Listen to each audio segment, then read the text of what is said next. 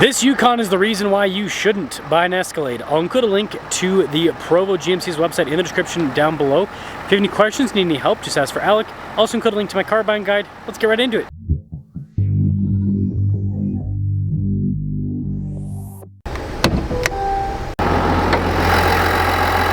Under the hood is a 3-liter inline-6 turbo diesel that goes through a 10-speed.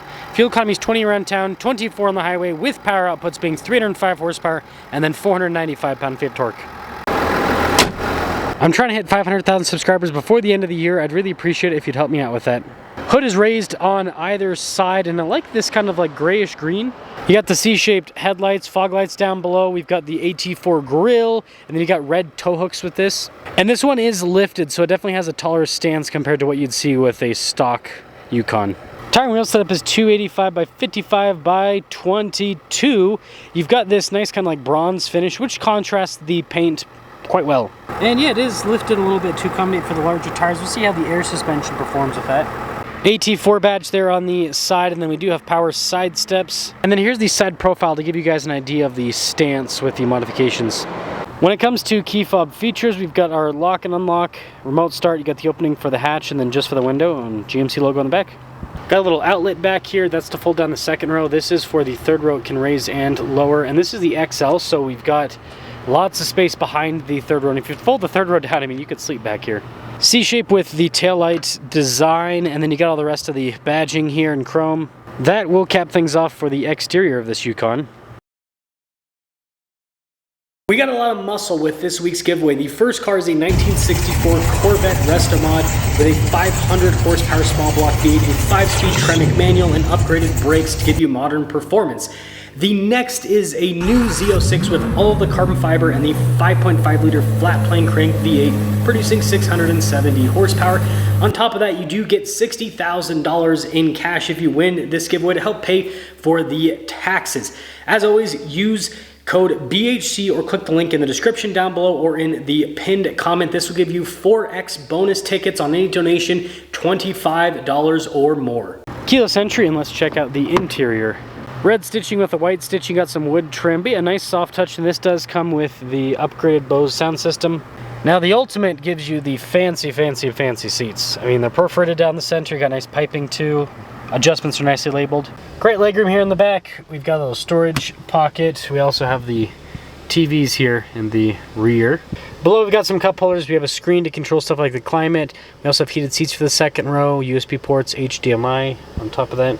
They didn't cheap out on the third row. You can see it still has the nice trim on these seats, nice design. There's a USB port there in the back, and it's 3 seats in the third row, just 2 seats here in the center with captain chairs. Let's now check out the front. Blind spot monitoring with the mirrors. We've got memory seat function down below the windows, so the front two at least are automatic. And then you've got nice trim on the door panel, just like the back. 1274 for the payload capacity, 7,700 pounds for the towing. Speakers there on the headrest, again AT4, and then we've got the nice trim on the seats. They're power adjustable with lumbar support and massage. To the left of the steering wheel, you've got controls for like the 360 camera, stability control, the parking sensors, auto stop, start, hill descent, your parking assist, lane departure. Below that, you've got your trailer brake controls, light controls, and then your drive line. Part-time four-wheel drive system, but it has auto high and low. And then you've got your drive mode select and then the adjustment for the air suspension. There's a lot happening with the steering wheel. It has Super Cruise. We've got a column shifter. There's paddle shifters, radio controls on the back. On the front face, you've got controls for the center screen, heated steering wheel, and then your Super Cruise controls there on the left side. Digital cluster, and you can change what this displays information-wise. That is a huge benefit of digital, and it's got a little bit less glare when you've got the cover off, but there is still going to be some glare because it's a blacked out screen. Night vision's taken forever to load up, but nice feature. This also comes with a heads-up display. There's nice stitching on the dash. There's a little cubby on the dash too. 360 camera system, good resolution. You can see out of a bunch of different angles with the camera too. And then as for the rest of the screen, it is quick to respond. It has Apple CarPlay and Android Auto. Climate controls are built in with these toggles at the bottom. They're always accessible. We also have heated and ventilated seats, and then you got like the analog volume control. So yeah, quite a bit is built into the screen, but it's easy to use and it's pretty intuitive with everything. Cover for the phone charging pad, got some USBs. It's very slow, but you know, kind of a nice finish on it. And then AT4 Ultimate there in the center console, just like on the seats. You got pretty good storage. There's more storage here on the side, and then you just have a regular glove box. Camera rear view mirror, and then this does have a panoramic sunroof. Now, this is before the accessories, but $103,440. Now, I don't actually know the price post accessories, but Voss and wheels, they don't come cheap. Anyways, let's just see how it performs. Let's see how this epic Yukon performs. That's a little bit of rubbing in reverse. Not the end of the world, but there is a little bit. Now, it's probably not going to do it when we're full. Yeah.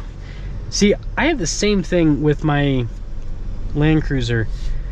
I've got tires that fit, and it's weird. Like full articulation, no rubbing. Full crank in front, and you know, when in drive, no rubbing. But full crank in reverse, and they rub. It's just how it goes. And the articulation thing is the crazy, because you think it would rub fully articulated, but no. Zero rubbing.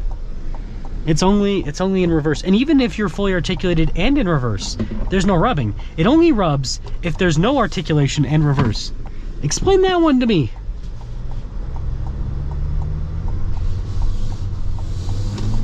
Yeah, we'll see how the diesel moves these bigger tires. Now, normally I'm very critical of 22s, but I mean, GM freaking puts like 24s on their vehicles from the factory now, so it's not abnormal for this vehicle to have larger wheels. But still, I think it would have been really cool if this had some 18s and lots of sidewall. I think that would have also looked fantastic. But you know, here, especially in Utah County, yeah, 22s are going to be the one that sell. There's a lot of people that they don't care about practicality. They just care about looks. Looks are all that matters.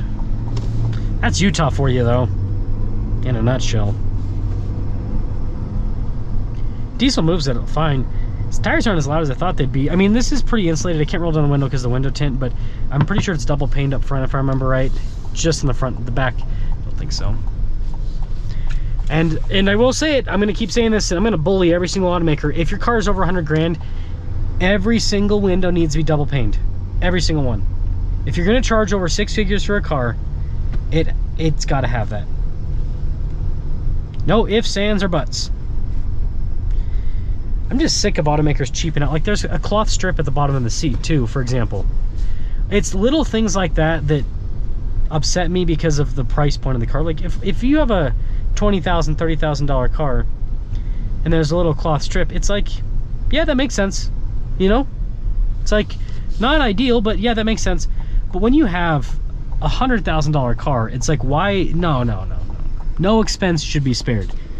At that price point, no expense should be spared. But you know, automakers are still doing the cost cutting because they're like, well, now in that $100,000 car, we're gonna make an extra 10 cents in profit per vehicle. Oh, brother, you know what I mean? This rides really well.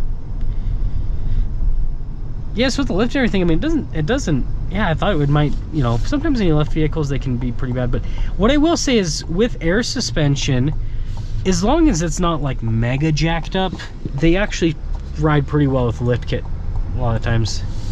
It's just once you go to like really, really high heights that things get kind of wonky. But yeah, as it sits, I mean, this thing, and the diesel's fantastically smooth.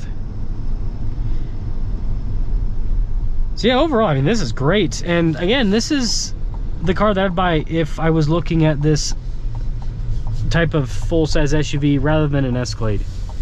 Because why would I spend an extra, I mean, this has the features of a fully decked out Escalade. Why would I spend an extra roughly $30,000 to get the same car? I got the Cadillac badge, cool. Oh, I got a screen across the dash, cool.